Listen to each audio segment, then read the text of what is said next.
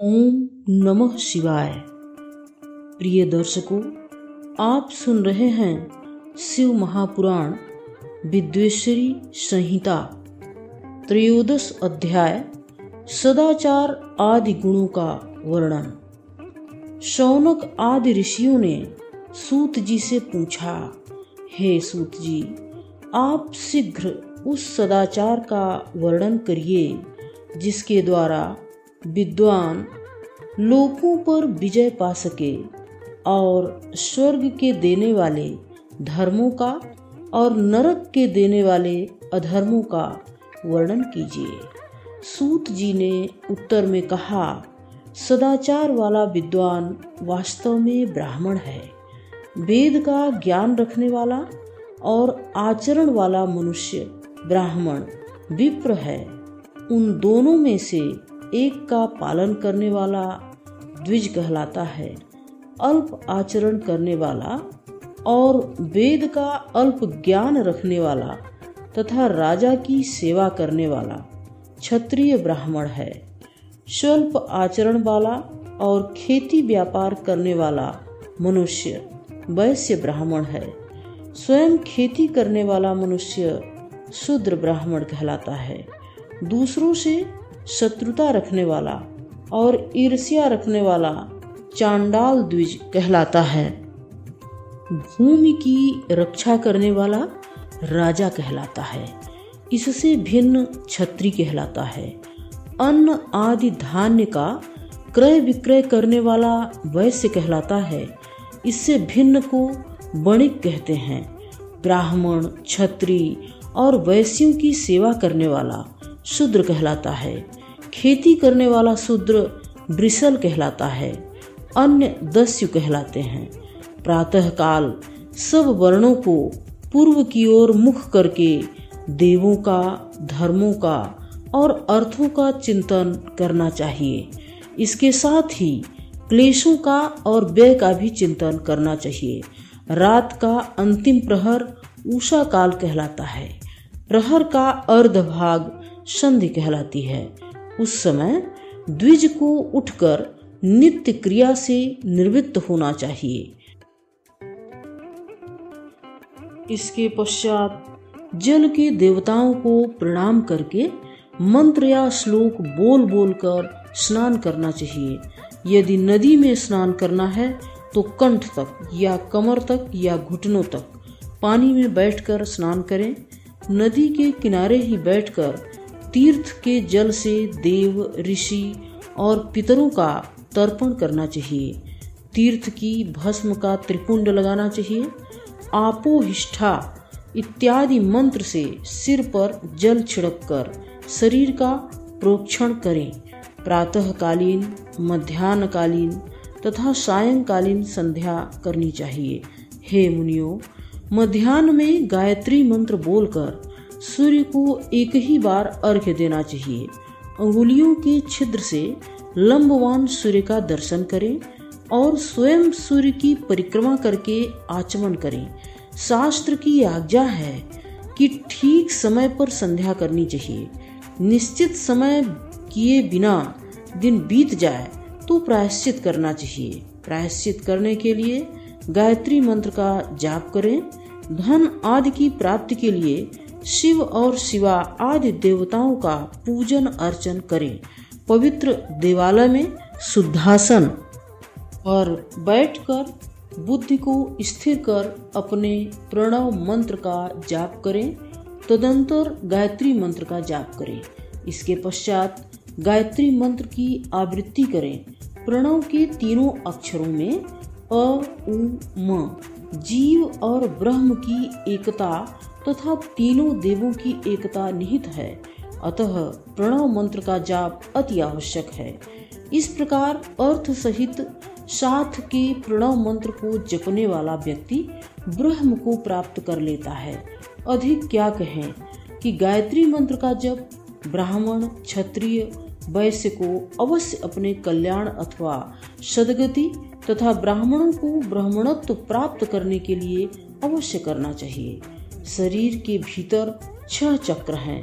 उनके नाम हैं मूलाधार, स्वाधिष्ठान, मणिपुर, अनाहत, आज्ञा और सहस्राधार। इसमें मूलाधार से लेकर सहस्राधार तक 6 स्थानों में क्रम से विद्वेश्वर, ब्रह्मा, विष्णु, ईश, जीवात्मा और परमात्मा स्थित हैं। इन सबों में ब्रह्म की भावना से इनकी एकता का निश्चय करके प्रत्येक श्वास पर सोहम का जप करें।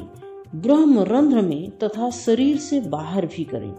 मन और बुद्धि से ध्यानावस्थित होकर गायत्री के जप तथा ध्यान करने से भोग और मोक्ष प्राप्त होकर ब्रह्म के साथ एकीकरण हो जाता है।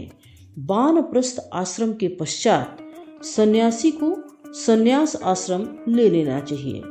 जप करने पर बाधा उपस्थित होने पर भी जप करने वाले को अपना जप नहीं छोड़ना चाहिए। धर्म से अर्थ की प्राप्ति होती है, धन से भोग की प्राप्ति और भोग से वैराग्य की संभावना। धर्मार्जित धन भोग से ही वैराग्य उत्पन्न होता है।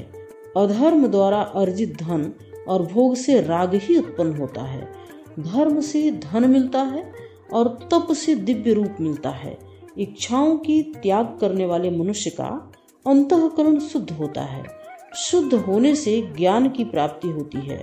सतयुग आदि में तप करना प्रशंसनीय था, परंतु कलयुग में धन द्वारा ही धर्म प्रशस्त माना जाता है। सतयुग में ध्यान से, त्रेता में तप से, द्वापर में यज्ञ से और कलयुग में प्रतिमा पूजन के द्वारा ज्ञान की सिद्धि होती है। अधर्म हिंसा का रूप और धर्म सुख का रूप है। अधर्म करने से दुख और धर्म करने से सुख मिलता है।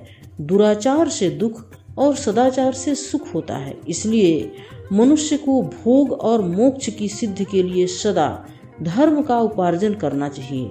4 प्राणियों से युक्त कुटुंबी ब्राह्मण को 100 वर्ष तक जीवन निर्वाह की सामग्री देने वाला दाता ब्रह्मलोक को पाता है, किंतु 1 सहस्र चंद्रायण का अनुष्ठान करना ब्रह्मलोक का दाता माना गया है। 1000 परिवार का पालन पोषण करने वाले क्षत्रिय को इंद्र पद मिलता है। 10,000 परिवार की रक्षा करने वाले सज्जन को ब्रह्म पद मिलता है। जो मनुष्य जिस जिस देवता का लक्ष्य करके दान देता है, उस मनुष्य को उन्हीं देवताओं का लोक मिलता है। निर्धन मनुष्य को सदा तपस्या का उपार्जन करना चाहिए, क्योंकि तीर्थ से और तपस्या से अक्षय सुख मिलता है। द्वार पर आए भिक्षुक को भिक्षा देनी चाहिए। हे मुनियों, अब मैं न्याय से धनार्जन का वर्णन करता हूँ। सावधान होकर सुनिए। ब्राह्मण शुद्ध दान से, शुद्ध दान ग्रहण करने से, पवित्र यज्ञ के करने से और कराने से धन का संग्रह करें। भुजबल के द्वारा क्षत्रिय, व्यापार के द्वारा वैश्य और सेवा करके दास भाव से शूद्र धन का अर्जन करें। धर्म के द्वारा एकत्र किए हुए धन के दान से ही मनुष्य जीवन में सिद्धि पाता है। मोक्ष के ब्रह्म के स्वरूप की सिद्धि और इससे परम आनंद की प्राप्ति होती है। अपना हित चाहने वाले गृहस्थ को चाहिए कि जो जो वस्तु जिस जिस ऋतु में उत्पन्न हुई है, वह वस्तु यथा समय श्रद्धा के अनुसार ब्राह्मण को दान में देवें। वह पिपासा और क्षुधा को शांत करने के लिए सदा अन्न का दान करें। खेत, धान्य, कच्चा अन्न और पक्का अन्न, भक्ष्य, भोज्य, लेह्य और चोष्य, इन 4 प्रकार के अन्नों का दान करना चाहिए। वस्तु में कुछ अंश देकर अथवा तप करके प्रतिग्रह का दोष दूर करके, अन्यथा उसे रौरव नरक में जाना पड़ सकता है। अपने धन के 3 भाग करें। 1 भाग धर्म के लिए, दूसरा भाग वृद्धि के लिए, तीसरा भाग भोग के लिए सुरक्षित रखें। हे मुनियों, दोषवश दूसरों के सुने या देखे हुए दोषों का भी वर्णन न करें। वैभव की वृद्धि के लिए दोनों संध्याओं के समय अग्निहोत्र करना चाहिए। यदि दोनों समय में अग्निहोत्र करने में असमर्थ हैं, तो उसे एक ही समय में सूर्य देव और अग्निदेव को विधि पूर्वक आहुति से प्रसन्न करें। अधिक क्या कहें। जो मनुष्य सदा ब्रह्म यज्ञ में तत्पर है, जो देवों की पूजा में संलग्न है, जो अग्नि पूजक और गुरु पूजक है और जो सदा ब्राह्मणों को तृप्त करते रहते हैं, वे सब लोग स्वर्ग लोक के अधिकारी होते हैं। 14वां अध्याय यज्ञादिकों का वर्णन। ऋषियों ने सूत जी से कहा, हे प्रभु, आप हमारे समक्ष क्रम से अग्नि यज्ञ, देव यज्ञ, ब्रह्म यज्ञ, गुरु पूजा और ब्रह्म तृप्ति का वर्णन कीजिए। सूत जी ने कहा, महर्षियों, गृहस्थी अग्नि में प्रातः और सायंकाल जो चावल आदि की आहुति देता है उसे अग्नि यज्ञ कहते हैं। ब्रह्मचर्य आश्रम में रहने वाले ब्रह्मचारी को समिधाओं का आधान करना ही अग्नि यज्ञ है। वे समिधा का ही अग्नि में हवन करें, यही उनका अग्नि यज्ञ है। विवाह होने पर गृहस्थ पुरुष के समान दोनों संध्याओं के समय हवन करना चाहिए। हे मुनियों, जिन्होंने बाह्य अग्नि का त्याग करके अपनी आत्मा में ही अग्नि का आरोहण कर लिया है, ऐसे वानप्रस्थी और सन्यासियों के लिए अनिश्चित समय पर हितकर, सीमित और पवित्र भोजन कर लेना ही अग्नि यज्ञ है। विवाह के समय से अग्नि को लेकर कुंड में अथवा भाड़े में सुरक्षित रखें। बुझने न पावे उसी अग्नि को अजस्न कहते हैं। दिन में सूर्य मुंह आहुति प्रदान करने से ही यह अग्नि यज्ञ कहलाता है। इंद्र आदि समस्त देवों का लक्ष्य करके अग्नि में जो हवन किया जाता है उसे देव यज्ञ कहते हैं। अब ब्रह्म यज्ञ का वर्णन सुनिए। देवों को प्रसन्न करने के लिए द्विजों का निरंतर ब्रह्म यज्ञ करना चाहिए। वेदों का नित्य पढ़ना या स्वाध्याय करना ही ब्रह्म यज्ञ कहलाता है। सृष्टि के आरंभ में दयालु सर्वज्ञ महादेव जी ने संसार के उपकार के लिए वारों की रचना की। शंकर समस्त संसार के वैद्य हैं, सर्वविध औषधियों के औषध रूप हैं। उन्होंने ही रोगों के दूर करने के लिए और आरोग्यता प्रदान करने के लिए देवों के वारों की कल्पना की। सबसे प्रथम अपने वार की कल्पना की जो स्वस्थता का देने वाला है। फिर अपनी माया शक्ति का वार निर्माण किया जो धन राशि का देने वाला है। इसके पश्चात सर्वशक्तिशाली प्रभु ने आलस्य और पाप के निराकरण के लिए और मनुष्यों के हित की भावना से विष्णु का वार बनाया। इसके पश्चात महादेव जी ने संसार की रक्षा एवं वृद्धि के लिए ब्रह्मा जी का वार बनाया जो आयु को बढ़ाने वाला है। अब तीनों लोकों की वृद्धि के लिए पहले पाप और पुण्य की रचना होने पर पुण्य और पाप के विधाता इंद्र और यमराज के वार की रचना की जो सुखदायक और मृत्यु के भय को दूर करने वाले हैं। इसके पश्चात शंकर जी ने वारों की रचना करके उनके अध्यक्षों की कल्पना की जो जीवों के लिए सुख और दुख के दाता हैं। ये सातों ग्रह ज्योतिर्मंडल में विराजमान हैं। वारों के स्वामियों की पूजा उसी वार में की जाने पर निज निज फल देती है। शिव के वार के स्वामी सूर्य, शक्ति के वार के स्वामी चंद्र, कुमार वार के अध्यक्ष मंगल, विष्णु वार के स्वामी बुध, ब्रह्मा वार के अधिपति बृहस्पति, इंद्र वार के अधिपति शुक्र और यमराज के स्वामी शनिश्चर हैं। अपने अपने दिन में की हुई पूजा अपने अपने फल को प्रदान करती है। इसके अतिरिक्त देवों की पूजा का फल शिव जी ही देते हैं। देवों की प्रसन्नता प्राप्त करने के लिए उनकी पूजा पद्धति 5 प्रकार की है। उन देवों के मंत्रों का जप करना, उनके लिए हवन कर दान देना और तप करना, ये 4 विधियां हैं।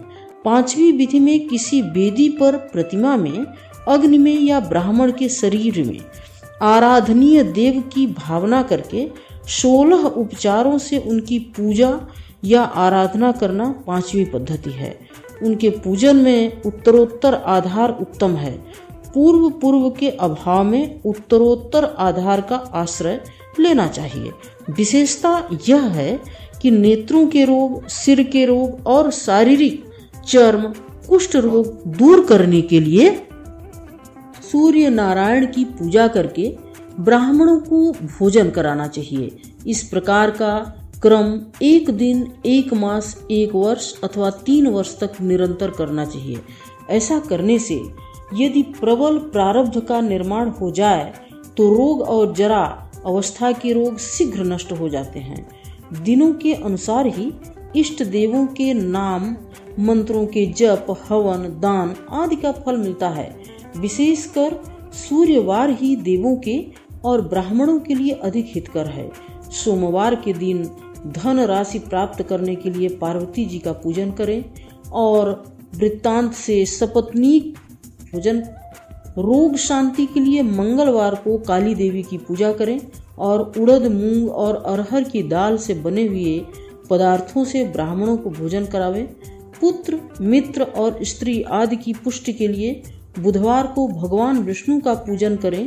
अपनी आयु की रक्षा के लिए, देवों को प्रसन्न करने के लिए बृहस्पतिवार को यज्ञोपवीत वस्त्र, खीर और घृत से देवों का पूजन करें और भोगों की प्राप्ति के लिए शुक्रवार को देवों का पूजन करें और ब्राह्मणों को 6 स्वादिष्ट पदार्थों से भोजन कराकर प्रसन्न करें। इसके साथ ही स्त्रियों को भी प्रसन्न करने के लिए उनको वस्त्र, आभूषण आदि प्रदान करें। अल्प मृत्यु के दूर करने के लिए शनिवार को रुद्र आदि देवों का पूजन करें। भगवान शंकर जी देवों की नित्य पूजा में, स्नान में, दान में, हवन में, ब्राह्मणों की तृप्ति में, तिथि और नक्षत्र के योग में और सूर्यादि 7 वारों में उसी रूप के अनुसार फल देते हैं। महादेव ही देश, काल, पात्र, द्रव्य, श्रद्धा और लोक के अनुसार उनके तारतम्य का ध्यान रखते हुए शवों को आरोग्यता, संपत्ति आदि का फल देते हैं। जो मनुष्य इस अध्याय को पढ़ता, सुनता और सुनाता है उसे भी देव यज्ञ का फल मिलता है।